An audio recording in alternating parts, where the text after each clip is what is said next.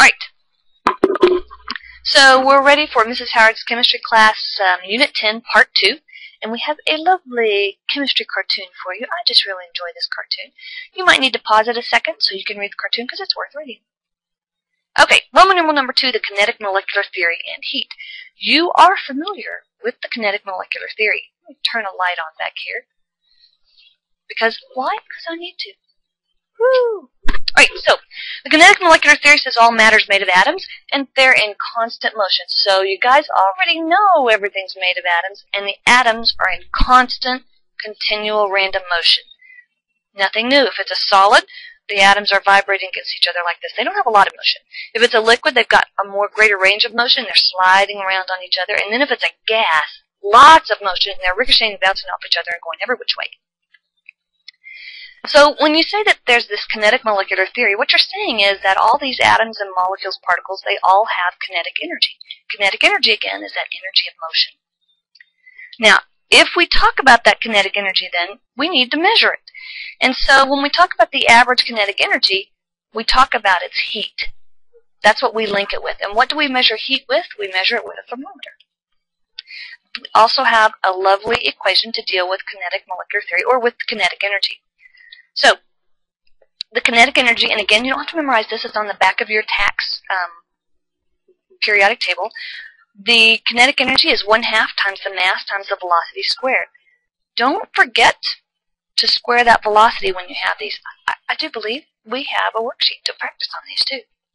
So, according to this equation then, when you look at this, let's say I have my Dr. Pepper here, and for some strange oddball reason, I'm going to go warm it up. Well, I'm not changing the mass here, so kinetic energy is 1/2 times the mass times the velocity squared. I'm not changing the mass, but I am increasing the kinetic energy. That 1/2 doesn't change. It's always 1/2. The mass isn't changing. That means that I'm changing, when I heat this up, I'm changing the velocity or the speed of the particles that are in there, and that's how I increase the average kinetic energy. And I check that by checking the temperature. So according to the equation, when something becomes warmer, the average kinetic energy of its molecules is increased. So you heat a pan, and you're not increasing the mass of the pan. Since the mass didn't change, that must mean the molecules are moving faster. Even though it's still a solid pan, instead of vibrating like this, maybe they're vibrating like this. Okay? So you've increased the velocity of the particles. Right, capital letter B, temperature then is the quantity that tells us how hot or cold something is compared to a standard. It's trying to measure the average kinetic energy of the particles. Okay, now, so two things in there. Temperature is measuring the average kinetic energy of the particles, and it's compared to a standard. It's a comparison thing. In most cases, we're going to compare it to water. Water is the ultimate. We compare almost everything to water. So how do they make those thermometers? You know, people who are creative like this, and scientists just amaze me. Somebody came up with the idea and said, hey, I know that things expand when they get hot and they contract when they get cold, so I'm going to take this piece of glass, and make a little bitty thin tiny tube in the middle, stick some mercury in there and close it off. And then when I warm it up, the mercury expands and it runs up the tube. When I cool it down, the mercury contracts and it shrinks back down the tube. They can use mercury. Mercury works really well because it doesn't expand and contract very much at all, just a tiny little bit.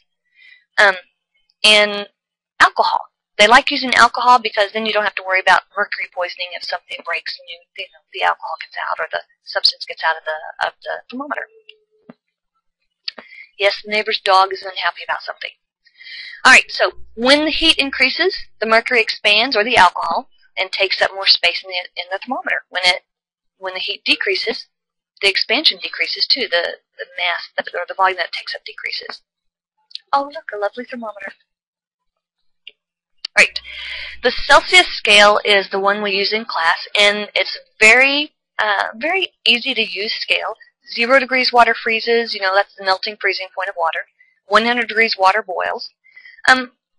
You guys are all familiar with those two, but still here in the U.S. we're stuck with the Fahrenheit one. So you're slightly more familiar with the Fahrenheit scale.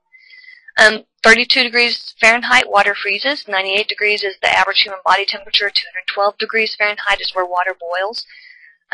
Average room temperature, around 72 degrees, 73 degrees Fahrenheit. And then we have the Kelvin scale. We will use the Celsius and the Kelvin scale in class. Now, the Celsius scale is very handy, and we use it a lot. However, it's got one drawback. We can have negative temperatures, and that just really screws up some of our equations, our calculations. So somebody came up with something called the Kelvin scale. They took the Celsius scale, and just, instead of putting water freezes at 0 degrees, they took the 0 and moved it all the way down to the bottom, so there were absolutely no negative numbers. Absolutely no negative numbers. Thus, we have something called absolute zero. And that's the temperature where there's no molecular motion. All right, kinetic molecular theory says everything's moving, right? Absolute zero is where it stops. No motion of the molecules anymore. So we have absolute zero. A lot of the time, many times we'll use the Kelvin scale for our temperatures because there are no negative numbers to mess things up for us. 273 K, and there's no little degree mark either in this. I don't know why, they just wanted to irritate us. So 273 K is equal to 0 degrees Celsius. 373 K is equal to 100 degrees Celsius. Notice 273 to 373, it's still 100 degrees between 0 freezing point of water and melting and boiling point of water. So it's the same step size. You know, they didn't change the size of the steps, but it's just zero's moved all the way down to the bottom. Okay, I love these pictures. They are fantastic. The first one is actually a picture underneath a bridge. And you know, bridges, highways and everything, they also expand and contract when it's hot and when it's cold. This is one way that they tried to account for bridges expanding. Do you see that the bridge is actually sitting on this big, huge cement rocker? So during the summertime when the bridge expanded, it could rock. It could rock so that it moved, it allowed for the movement one way. And in the wintertime when it contracted, it rocked back the other way so it could shrink and allow for shrinkage there. We don't use those anymore. What we do, what you'll see, what you guys, once you start driving, which is a scary thing, by the way, once you start driving, you'll see, if you pay attention, you'll see those metal grids in the second picture on there. And it looks like the fingers of the metal are kind of moving in. So in the summertime, when it expands, it allows for that expansion of the metals, and in the wintertime, when it contracts, it allows for some pulling away. So you've got a few gaps. If you could look down through those gaps, you could actually see down all the way down through to whatever's on the bottom below that. So you have an expansion and contraction of the bridge. This next one, oh my gosh, look at the railroad tracks. In order for railroad tracks to work really well, the people have to lay the railroad tracks in the heat, because that way you know that the metal piece is fully expanded. If you lay the track in the wintertime, then the metal has to expand. They've got all these tracks riveted in place, and yet when it comes time in the summertime, there's no place for them to expand, and so they wrinkle up like that, which you're going to have a problem getting the train through that. So we have the expansion and contraction. So somebody wasn't planning necessarily for what's going on here, because you can see that they laid that track in the wintertime, and then it wrinkled up because it stretched. In the summertime, there was no place for it to move. They were all hooked together. All right, so the energy that transfers from a hot substance to a cold substance is called heat. Okay, so heat's just another form of energy, and it is always, always, always going to move from a hot substance to a cold substance. If it's wintertime and you get a hot cup of coffee or a hot cup of cocoa, you can put your hands up to it and it warms your hands. Your hands are cold. It always flows from the hot to the cold. Always, always, always flows from the hot to the cold. However, after the objects have transferred the heat and they reach the same temperature, there's not going to be, once they're the same temperature, there's not going to be a flow of energy from the hot to the cold because they're at the same temperature. And so what you have is a thermal equilibrium. Equilibrium means you've got kind of a balance. So since the things are both at the same temperature, they're in a balance there, a thermal equilibrium.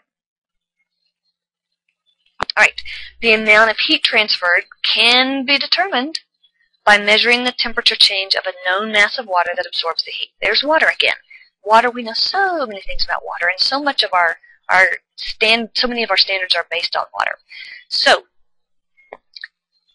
this is basically how we deal with calories, how they initially started dealing with calories in food. So what they would do to figure out how many calories, how much energy calories is a unit to measure energy. How much energy was in the food is they would set the food on fire, and then they'd heat up a certain amount of water and see how much did the temperature raise up by using all that heat there. So a calorie is the heat required to raise the temperature of 1 gram of water by 1 degree Celsius. Now, they're sneaky with those calories because on the backs of your food packages, it'll say calories and it'll say a capital C, and that's actually 1 calorie with a capital C is actually 1,000 calories. So they're sneaky about it that way. So you know, somewhere down along the line, they decided to use terms in kilocalories, and instead of calling it kilocalories, they just call it calories with a big C, because you know, you really don't want to know that you're drinking 150,000 calories with 1 Dr. Pepper. Okay. So, heat is measured in either joules or calories. Energy is also measured in joules, too. Now, typically calories we really associate with food, so it's kind of unique to that. However, joules, every different type of energy you can measure in joules. So, a joule is a different form of measuring energy than a calorie. And then you can go back and forth. It's kind of like measuring length in inches or feet. You've got 2 different things that you can measure it in. 1 calorie is equal to 4.184 joules, or 1 kilocalorie, that's capital C calorie, is equal to 4,184 joules. And you can also measure it in these things called BTUs, but that's the old English system. If you deal with someone who's working in the heating and air conditioning field, then you might talk about BTUs and systems and things like that. The energy value in food, then, is determined by burning it, and that means not just, you know, stick it in the oven and waiting until it gets blackened, but I mean actually setting it on fire, and then you measure the amount of energy that's released. That's one of our labs that we'll be doing in this section. So, chemical reactions are going on in your body constantly. The whole purpose, the whole reason you eat food or you put chemicals into your body is to release energy for use by your body. So how much energy can we get from the food?